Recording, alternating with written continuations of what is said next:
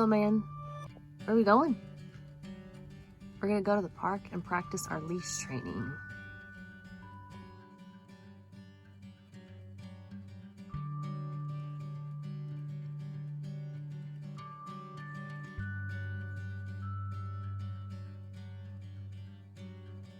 Okay, so one of the biggest issues that we have is when we're walking, he will all of a sudden just bolt, try to run to the side, either smell something in the grass or chew on something.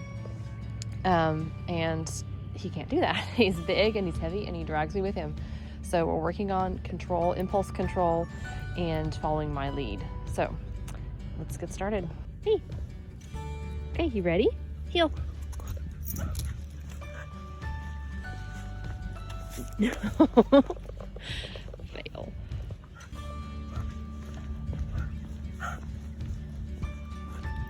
All right, I usually start him out in his sitting position and then get his attention. Hey, bear, heel. And then we get started. If you see, you can probably tell he's really pulling on the leash. He's really tugging. He's not wanting to keep my pace and he's wanting to be in control of where we go. See, he tried to just jump into the grass just now, and no, he doesn't need to go pee. He just did. He just wants to sniff. And I don't mind him exploring. Eventually we'll get to where he can do that. But right now it's more important to me that I establish control and obedience first on the leash before I start giving him a little bit of room to explore. He loves to sniff near the water, so this is one of our designated breaks. I always like to give him breaks every now and then so that he doesn't feel stifled. And, you know, that's the whole point of the hike, is to have fun and explore. So I'm not too rigid. I don't always, you know, keep him on a tight lead. I do let him sniff around and wander. Another tip is picking a side, meaning a side of your body that you like them to walk on, preferably.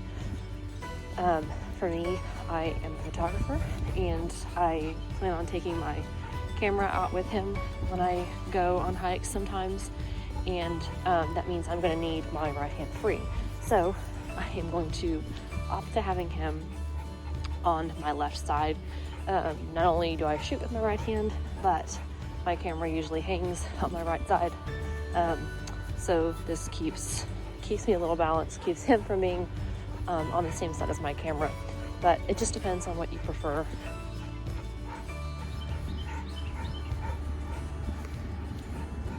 Okay, can you sit? Good boy.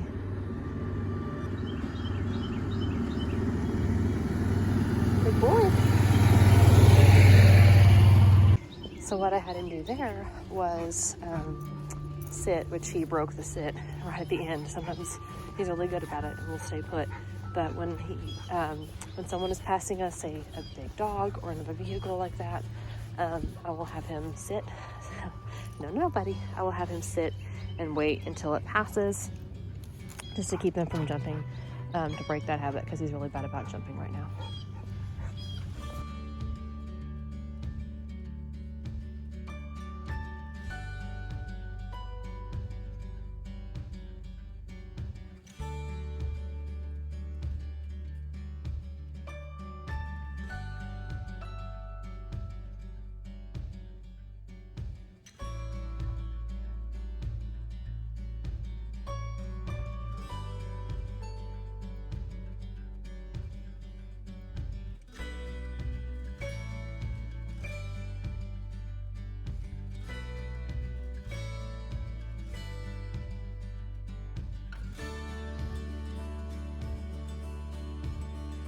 Okay, so he is really pulling right now, and one of the things that I do to kind of refocus him is to get him into a sit.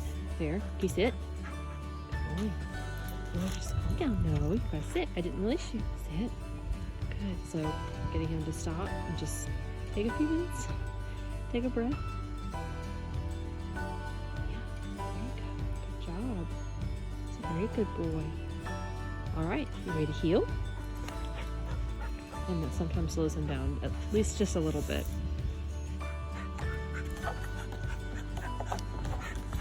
Okay, he is really pulling now. We are going a little ways off the beaten path because there's a little spot up here where we can do some leash training a little more specific, a little more individualized. That's out of the way of the traffic. I can change directions really quickly, and I'll also set up my phone so I can have my hand free to use some treats as motivation.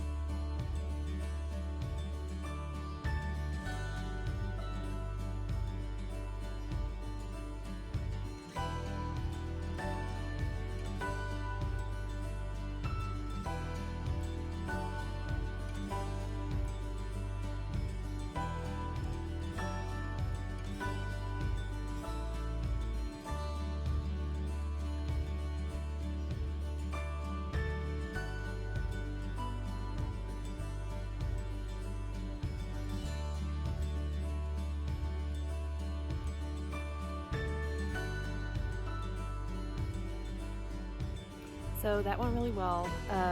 Hopefully his focus is a little bit better now. We'll see. But we're gonna try to enjoy the rest of the walk, so I may not film very much. But taking a break like that to work on some training and work on some focus and their obedience can really help with a walk. It can kind of get some of their restless energy out, and it can also redirect them onto you. When you take them out on a walk, there's so much to distract them.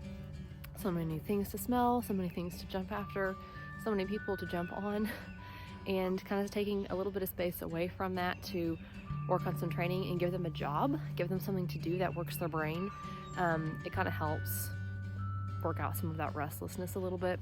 Kind of mentioned that earlier in one of my other videos, but I think it's going to help us going forward. So we'll see how his control is on the leash, and hopefully he'll lighten up on the pulling a little bit, and once he does, I'll film that so you can kind of see how his collar's working.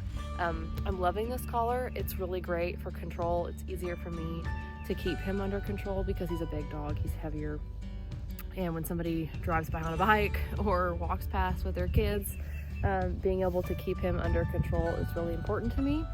And this collar has really been helping us do that. Better than the harness even. Just that little bit of discomfort from tightening the collar just a little bit on his neck kind of gives him a warning, hey, I can't do that. I can't jump on people. And it's also helping me just to be able to steer him better. I have a lot more control than I did with the harness, so we are definitely loving this collar. Another thing I should mention is that he is 6 months old, so he's reaching sexual maturity, and smells are a really big deal to male dogs, and smelling all these different other dogs who have been on this trail and who have left things behind is a current obsession of his, and so I'm trying to keep that in mind, knowing that he's just got a lot of strong impulses right now, a lot of strong instincts, and we're just working through those, and we're having to, you know, praise the positive moments and work on the not so positive moments, but he will get there. But it's just having patience and recognizing where your dog is at, and knowing that they're, you know, they go through lots of phases, and, you know, they'll get through it.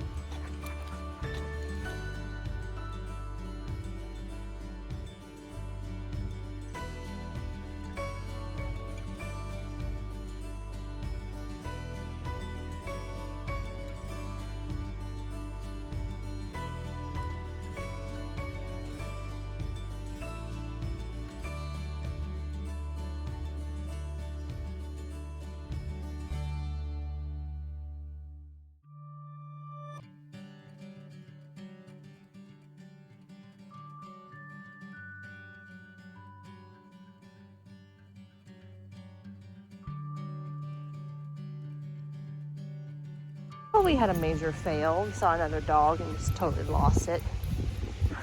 He doesn't actually bark at other dogs really, but he just starts doing this little kangaroo action thing.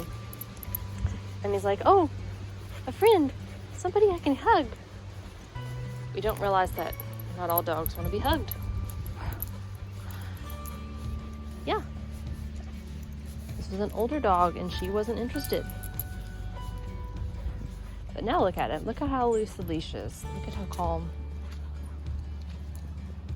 Oh, he's doing better. He's getting better, right, buddy? Right, buddy? You see a squirrel. He doesn't get to see many squirrels, so I'm actually indulging him a little bit.